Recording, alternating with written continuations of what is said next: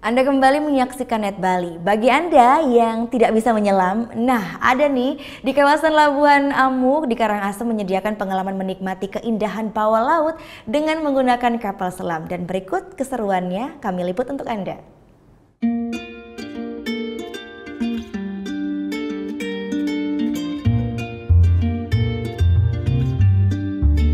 Selamat datang di objek wisata Odyssey Submarine Cruises.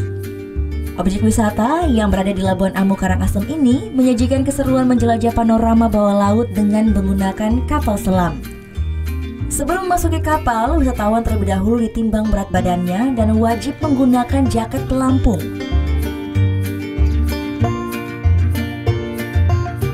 Dibutuhkan waktu 10 menit menggunakan perahu kecil dari pinggir pantai menuju lokasi kapal.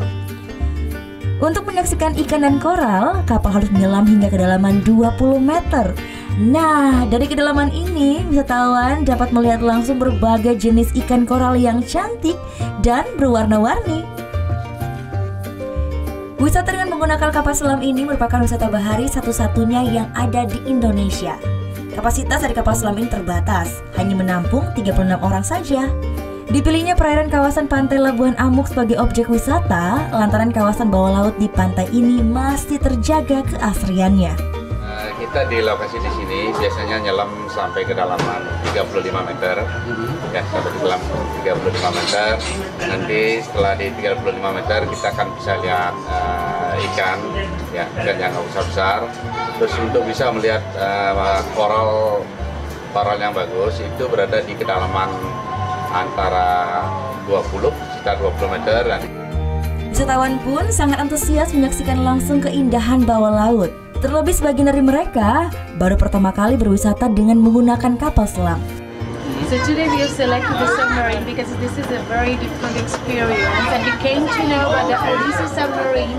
There are just two submarines here, one is in Bali and one is US. So we came here and my kids are super excited, they want to go underwater, but they cannot do any activity underwater.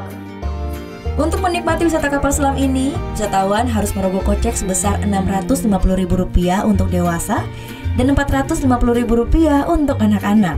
Sementara untuk wisatawan asing dikenai biaya $95 untuk dewasa dan $65 bagi anak-anak. Di hari biasa, jadwal trip kapal selam ini hanya melayani 3 kali jadwal perjalanan. Sedangkan di hari libur, jadwal trip ditambah hingga 7 kali perjalanan. Tim Liputan melaporkan untuk Net.